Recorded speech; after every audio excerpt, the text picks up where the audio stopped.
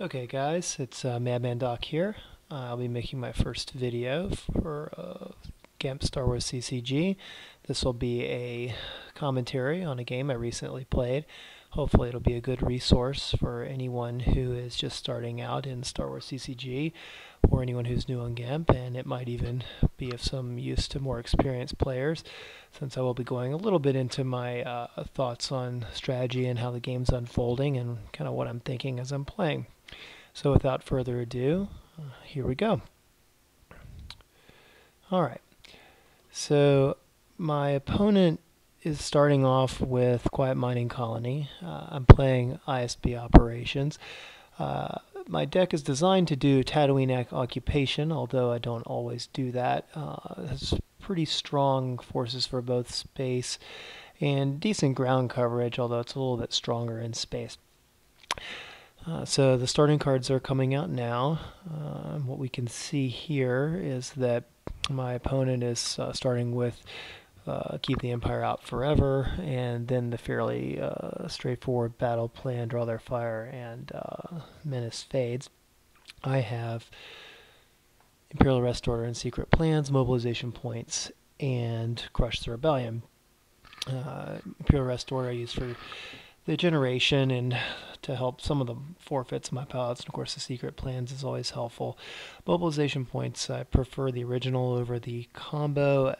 It just gives you a little better activation. I think that's the most important thing that you can get.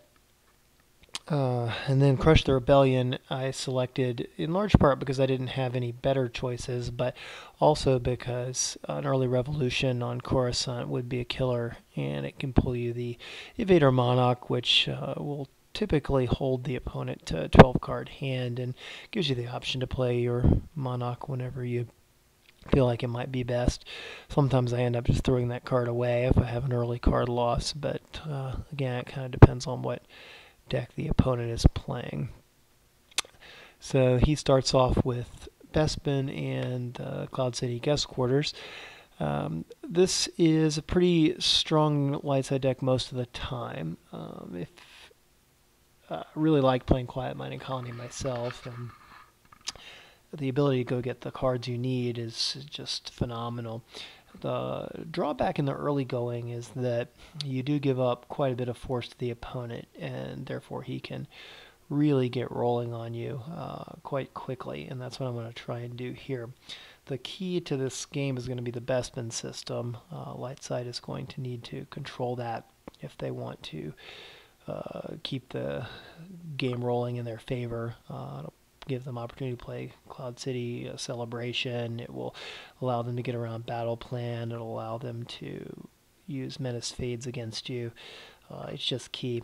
So right off the bat here, I'm thinking I'm going to abandon my plan for Tatooine occupation completely. It's just not going to help me in this game, and I'm going to focus entirely on Bespin. So looking at my starting hand, what I can see here is it's not an extremely strong starting hand. I like having Bad Feeling Havi. I like having Chimera because I know I'm going to be in for quite a fight at Bespin.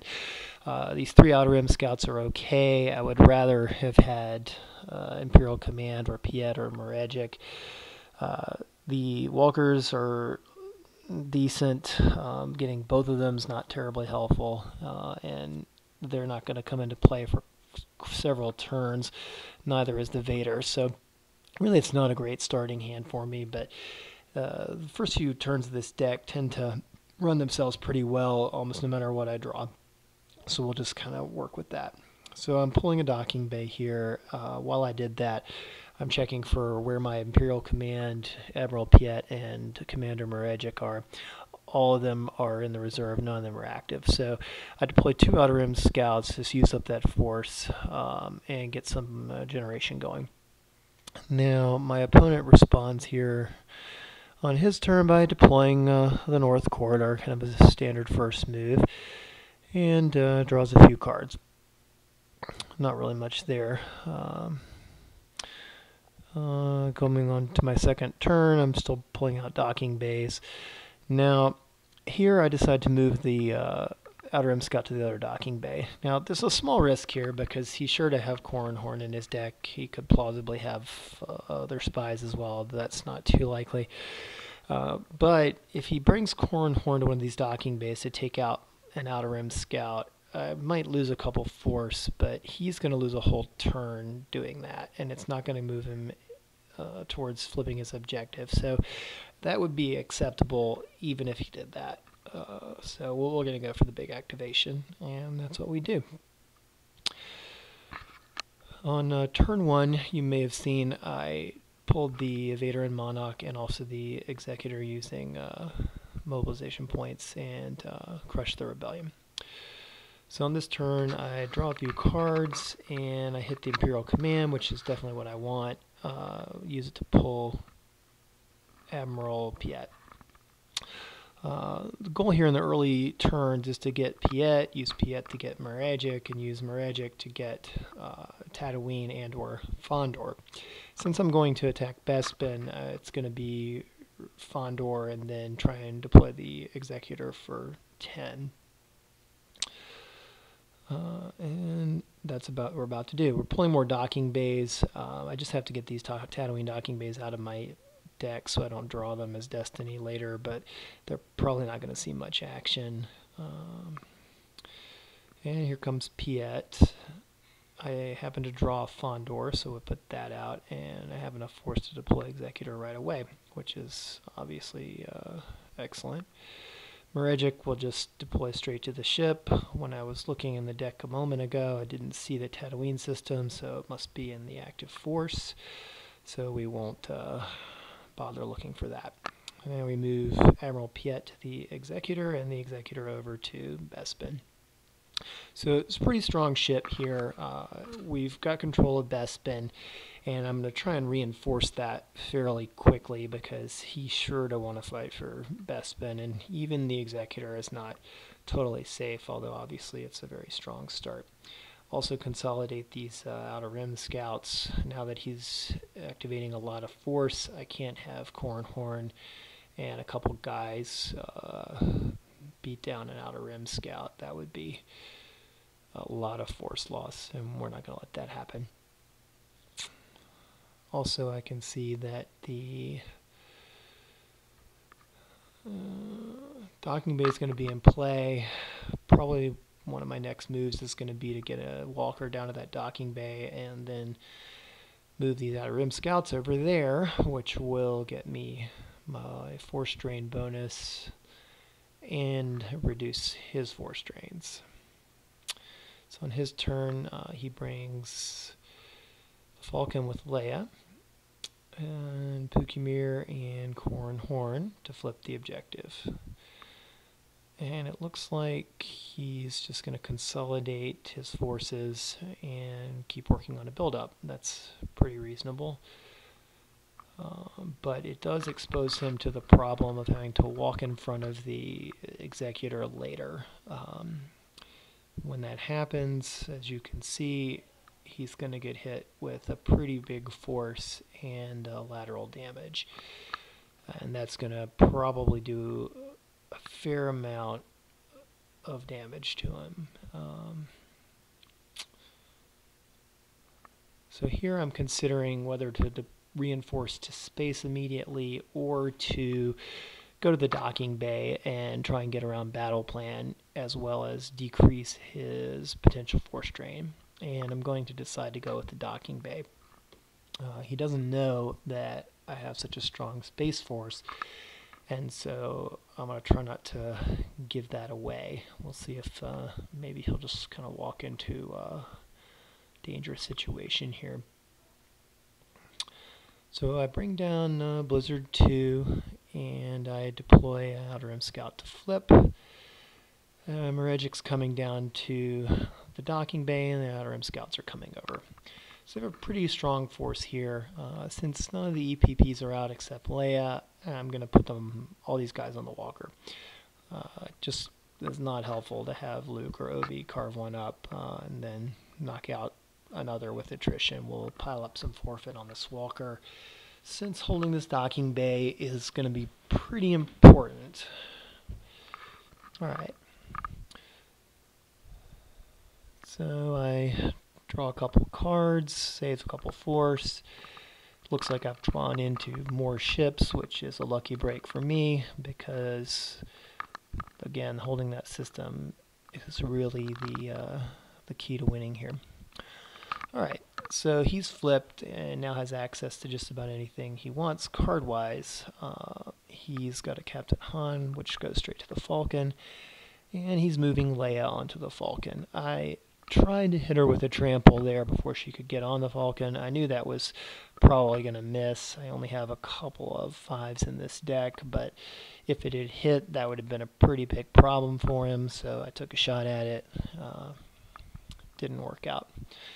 So now the Falcon's going to come on up here to Bespin, and we're going to deliver some beats here, hopefully. If he can't counter lateral damage, I think we're going to do pretty well with that. It does look like he's saving a force,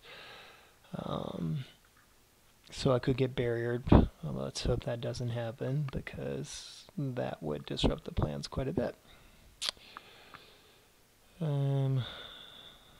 See, looking in my reserve, just checking the destinies and being sure I don't need to pull out anything. I don't. And here comes some ships. Now, obviously, this is a lot of power coming down. I unfortunately don't have an Imperial command here, and that means that I'm going to take at least 3 destinies. Could even take more depending on what kind of interrupts he's packing. I have to have a lot of forfeit to absorb that. I can't risk just getting all my ships blown out of here. That would really, really be a huge problem that I couldn't recover from in all likelihood. So I load up the Chimera with high forfeit pilots, and we're going to initiate a battle here. Now we do have a pretty big power here. We'll have to see what happens with his battle destinies. Obviously, some depends on what kind of draws he gets here.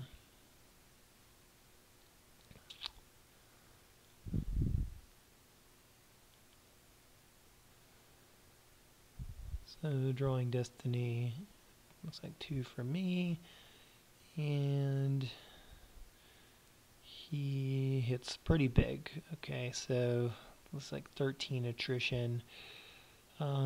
That's manageable. For 3 battle destinies, that's obviously a very strong draw, but I was prepared with a lot of forfeit. I am able to just forfeit ISB agents here, and some of those will be coming back, starting with Officer Evacs, who I have retrieved. Now, he forfeited Captain Han and Leia, and it looks like he took about 10 battle damage there. So this puts me in a very strong position. Interestingly, he did not lose the Falcon. That means that he's going to put a pilot on there, probably a Captain Han, and make a run to Coruscant to try and cancel that lateral damage. I'm totally okay with that. He's going to have to come from Coruscant back to Bespin, and it's going to be another potential beatdown at that point. But we'll just see how this goes.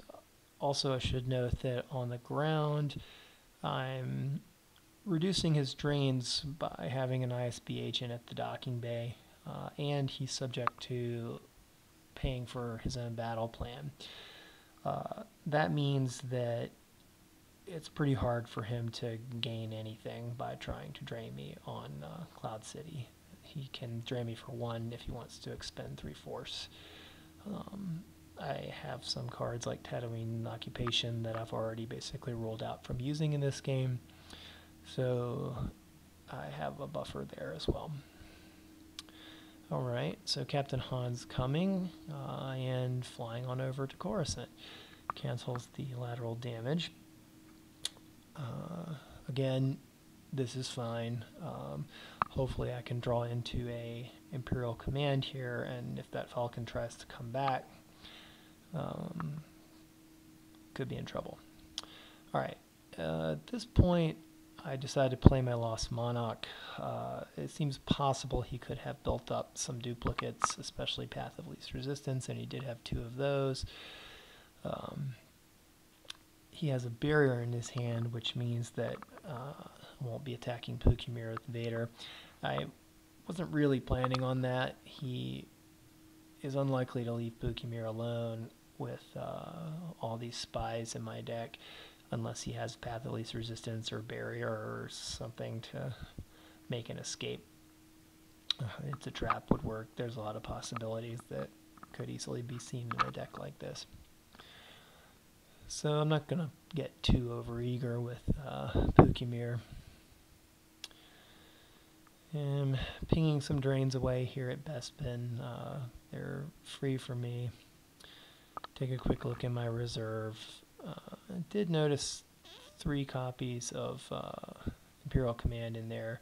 I'm running 4. It's good that there's High Destiny, but on the flip side, I may not have a Imperial Command here for a while, which is suboptimal.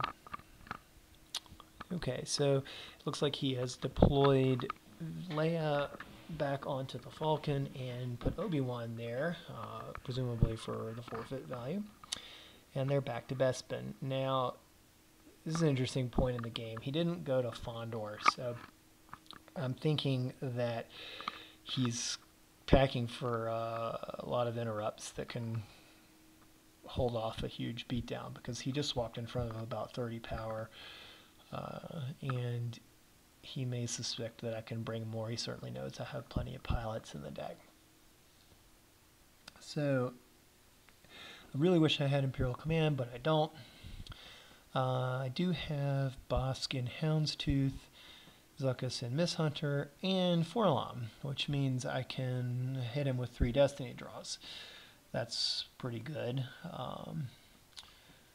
The problem here is that he does have the ability to pull cards from his force pile, and he seems happy to move a 7 power ship in front of all this power, so we're certainly going to see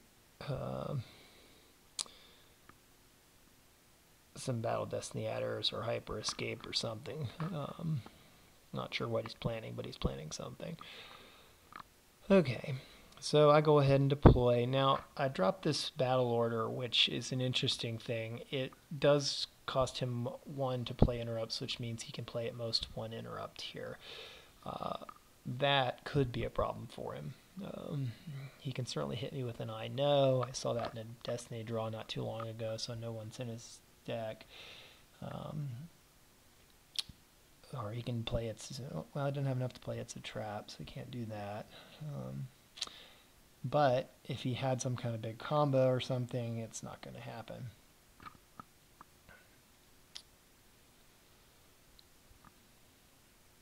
I did leave 3 Battle Destiny, and I happen to have just about the right amount of force to make this big deploy and still hold the cards in reserve I need to draw them for Battle Destiny.